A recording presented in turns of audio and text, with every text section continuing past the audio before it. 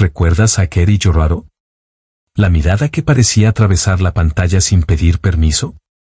¿Qué tuvo que pagar para que Hollywood la aplaudiera y al mismo tiempo la encasillara? Para el mundo fue la mujer inolvidable de Hanun 1952, la primera latina en ganar un Globo de Oro, y la primera latinoamericana nominada al Oscar por Broken Lands 1954. Pero detrás del brillo hubo un precio. Un amor convertido en tormenta, una industria que la quería exótica y un silencio que la empujó lejos del foco. Y aún más impactante, la pelea más dura no fue en el set, sino en su propia vida. ¿Cómo una leyenda puede terminar huyendo de su propia fama? Las fotos más raras, nunca publicadas y las verdades no contadas se revelarán en este video. Mira hasta el final para entender por qué Katy Jurado sigue siendo un nombre que el mundo admira y lamenta profundamente. La historia real de Kerry Yoraro empieza lejos de Hollywood y mucho antes de que el mundo aprendiera a pronunciar su nombre.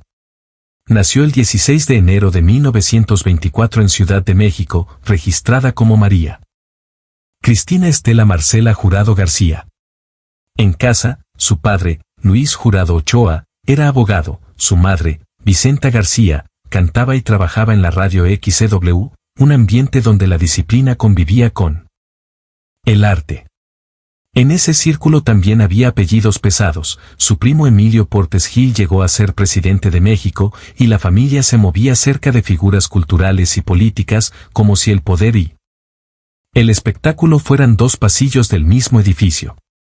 Si uno imagina esas fotos raras de la infancia, no son alfombras rojas, son patios silenciosos, uniforme escolar, un rostro serio aprendiendo a medir cada gesto. Katy estudió con monjas en Guadalupe y más tarde, se formó para ser secretaria bilingüe, quería estudiar derecho, seguir la ruta respetable de su padre. Pero su belleza, desde adolescente, se convirtió en un foco incómodo, productores la miraban como oportunidad, su familia como amenaza. Cuando el director Emilio Fernández quiso llevarla al cine siendo casi una niña, sus padres se negaron. Y esa negativa no solo retrasó una carrera, sembró el conflicto que la acompañaría toda la vida, la pelea entre obedecer o elegir su propia jaula. El salto de Kerry Yoraro hacia el cine no fue una entrada triunfal. Fue una fuga calculada. En 1939, con apenas 15 años, se casó con el actor Víctor Velázquez como una forma de emanciparse del control familiar. El matrimonio le dejó 2 hijos, y una urgencia brutal, trabajar para sostenerlos cuando la relación terminó en 1943, justo cuando su carrera empezaba a asomar.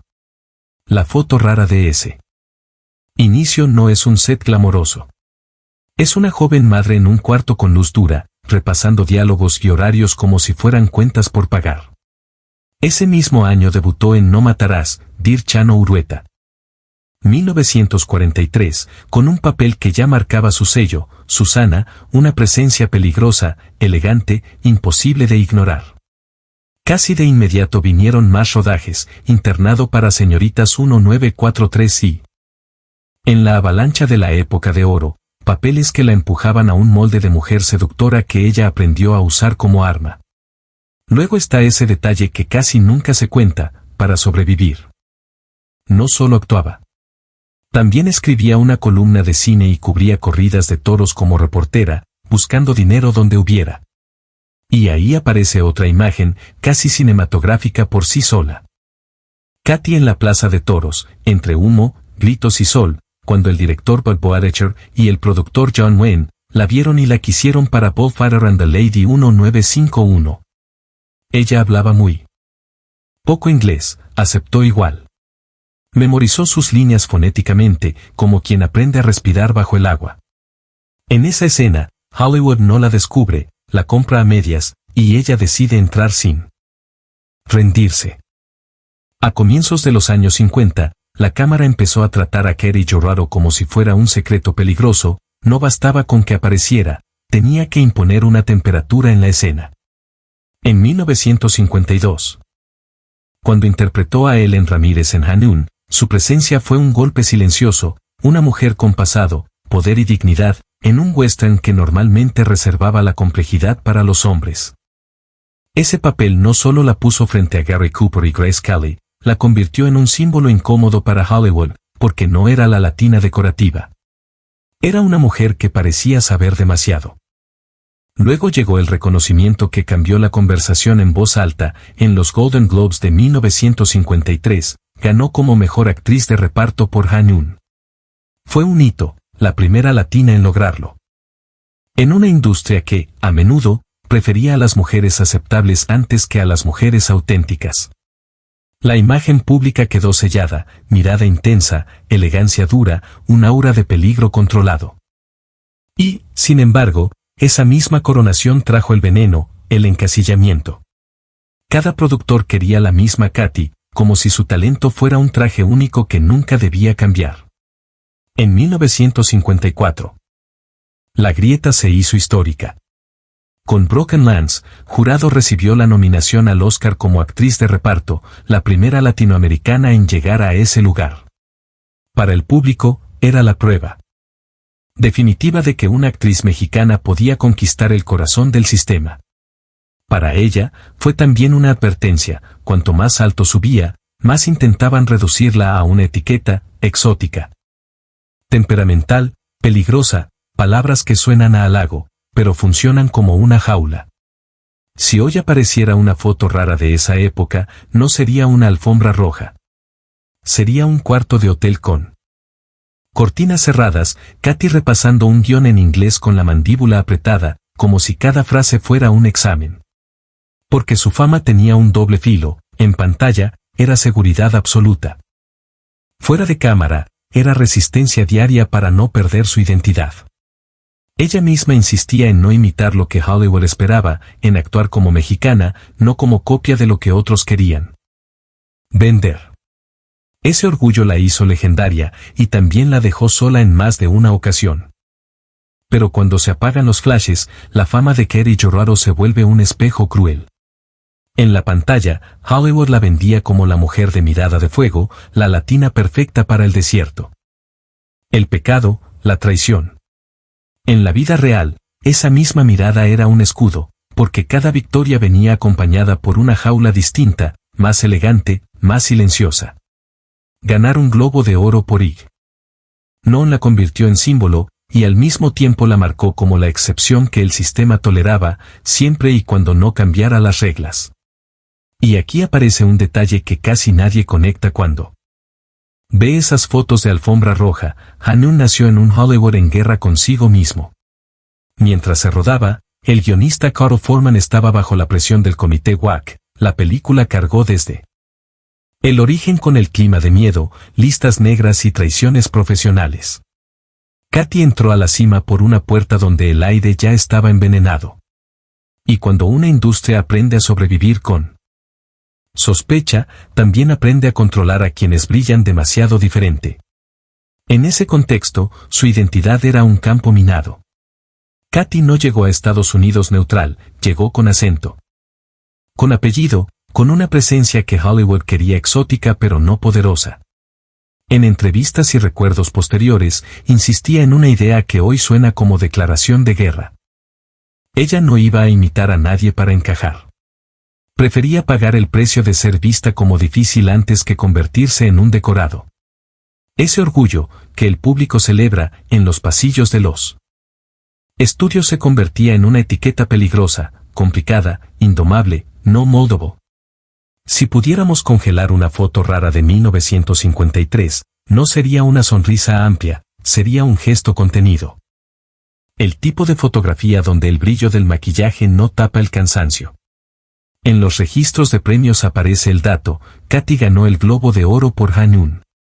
Pero lo que la cámara no puede capturar es lo que venía después del aplauso: regresar a un mundo donde los papeles para una mujer latina seguían girando alrededor de la desconfianza, la tentación o la tragedia. Ese contraste. Premio en la mano, límites en la puerta, fue una de sus primeras sombras. Luego está el capítulo que Hollywood adora convertir en leyenda romántica: Marlon Brando. Las crónicas cuentan que Brando quedó fascinado con ella tras verla, y que se conocieron en México durante el rodaje de Viva Zapata, 1952. Su vínculo fue real, pero también fue el tipo de relación que se alimenta del secreto. Llamadas tarde, encuentros intermitentes, afecto mezclado con el peso de lo imposible. En una imagen de archivo, uno podría imaginar a Katy sentada, inmóvil, escuchando a un hombre que en público lo tenía todo, pero en privado vivía dividido. Y ahí, en esa división, muchas mujeres terminan pagando con silencio. Pero el golpe más duro no vino de una aventura incierta, sino de un matrimonio que empezó como promesa de hogar y terminó como guerra íntima. Katy conoció a Honest Borgnine en México. Años después, se casaron el 31 de diciembre de 1959. Las fotos de prensa existen, los dos juntos. Cerca, sonriendo como si el mundo por fin se hubiera ordenado. Es precisamente por eso que esas imágenes duelen cuando se conoce el reverso. Porque detrás de la sonrisa pública, la relación se describe, en distintas versiones y testimonios, como marcada por celos, choques de carácter y un clima que se fue volviendo irrespirable. El divorcio llegó en 1963. Lo que en revistas parecía incompatibilidad, para ella fue una herida que no se curaba con titulares. Y aquí entra un mecanismo cruel de la fama: cuando una estrella sufre en privado, el mundo tiende a pedirle que lo haga con elegancia. Que no incomode. Que no rompa el mito. Katy era famosa por su fuerza, por eso, cuando se hablaba de sus tormentas personales, muchos preferían reducirlo a temperamento. Como si el carácter pudiera explicar todo. Como si el dolor fuera un accesorio más del vestuario. La otra cara del escándalo no fue solo sentimental. También fue profesional. A mediados de los 70, ya lejos del cuento perfecto de Hollywood, Katy se enfrentó a una batalla por respeto artístico. Durante la producción de Pantaleón y las visitadoras, el rodaje se volvió conflictivo. Según registros biográficos, fue apartada del proyecto y el conflicto escaló a una disputa legal. Existe incluso una fotografía de agencia que la muestra en el set junto al actor José Sacristán. Una imagen que parece tranquila, pero que hoy se lee como evidencia de un choque de egos, control y autoridad creativa. Porque en la industria, a una mujer fuerte se le perdona menos. Y entonces llega la tragedia que no se puede maquillar, 1981. Su hijo, Víctor Hugo, murió en un accidente automovilístico cerca de Monterrey. Hay relatos que sitúan a Katy trabajando cuando recibió la noticia, y hay una frase atribuida a ella que suena como una grieta abierta. Decía que con la muerte de su hijo se fue la mitad de su vida. Si en los años 50 la cámara la seguía por el desierto del western, en los 80 la verdadera escena era otra: una casa en silencio, una mujer que intenta respirar en un mundo que le exige seguir funcionando. Y, sin embargo, incluso en el dolor, su historia no se apaga del todo. Después de esa etapa oscura, volvió a trabajar y cruzó de nuevo fronteras de producción. Ya no como la joven descubierta, sino como una actriz madura que llevaba la vida marcada en la mirada. El mito público seguía diciendo, Katy Joraro, la estrella. La verdad privada decía, Katy Joraro, la sobreviviente. En 1981, después de enterrar a su hijo Víctor Hugo, Katy Joraro no volvió a ser la misma. No fue un bache emocional como dirían las revistas, fue un derrumbe interno. Los registros biográficos cuentan que terminó la filmación que tenía en curso con profesionalismo, y luego se apagó por dentro, cayendo en una depresión profunda y refugiándose en el alcohol durante un tiempo. Si existiera una foto rara de esos días, no tendría brillo, sería una mesa con un vaso intacto, un guión abierto sin leer, y una mujer mirando fijo a la pared, como si la casa hubiera aprendido a respirar en silencio. El giro llegó desde un lugar inesperado, John Huston. Katy contó que fue él quien la rescató del pozo, quien la convenció de volver a actuar cuando ella ya había empezado a desaparecer de su propia vida. Y así, en 1984, regresó con Under the Volcano, en un México cargado de sombras y calor, interpretando a Señora Gregoria, un personaje pequeño en metraje. Enorme en densidad humana, como si su propia biografía se filtrara por cada pausa. Hay algo casi cruel en esa coincidencia, una mujer que había sobrevivido al mito, volviendo precisamente a una historia donde el dolor se vuelve paisaje. Ese retorno no curó la tragedia, pero cambió la dirección, ya no actuaba para gustar, actuaba para decir la verdad. Y desde ahí, su vida dejó de ser la línea recta del éxito para convertirse en otra cosa, la lenta reconstrucción de alguien que aprendió que la fama no te salva, solo te ilumina mientras te estás rompiendo. En sus años finales, Kerry Yoraro dejó de perseguir el centro del encuadre y empezó a elegir el silencio. Mientras el mundo seguía recordándola por el fuego de Hanun y por aquella nominación histórica al Oscar, ella se fue instalando en una vida más lenta, lejos del ruido, en Cuernavaca. Es ahí donde una foto rara se vuelve más poderosa que cualquier alfombra roja, una mujer mayor. Mirada intacta, el cuerpo ya cansado, pero la misma dignidad de quien nunca pidió permiso para existir en pantalla. Aún así, el reconocimiento la alcanzó igual. En 1994, su nombre quedó grabado en el suelo de Hollywood con una estrella en el Walk of Fame, en el 7065 de Hollywood Boulevard, un homenaje tardío, pero contundente, para una actriz que había abierto puertas cuando casi no existían. Hacia el final, su salud se fue debilitando por problemas de corazón y pulmones, y el 5 de julio de 2002 murió a los 78 años, en su casa de Cuernavaca, por insuficiencia renal y enfermedad pulmonar. Lo importante no es solo cómo terminó, sino lo que dejó, una ruta. Antes de que Hollywood aprendiera a celebrar la diversidad, Katy ya estaba ahí, sosteniendo escenas con una fuerza que no necesitaba traducirse. Al final, Kerry Yoraro queda como una paradoja que todavía incomoda. Para conquistar Hollywood tuvo que aceptar que la miraran como otra, y para no perderse tuvo que pelear contra esa mirada toda la vida. En las fotos famosas aparece impecable, intensa, casi invencible, pero en las fotos raras, las que nadie enmarca, se adivina a una mujer que aprendió que la fama no es un hogar, es un foco. Alumbra, y también quema. Y quizá por eso su legado no es solo un premio, una nominación o una estrella en el suelo.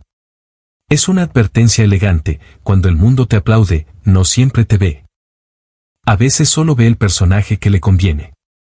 La verdadera victoria, la más difícil, es salir del set sin perder tu nombre.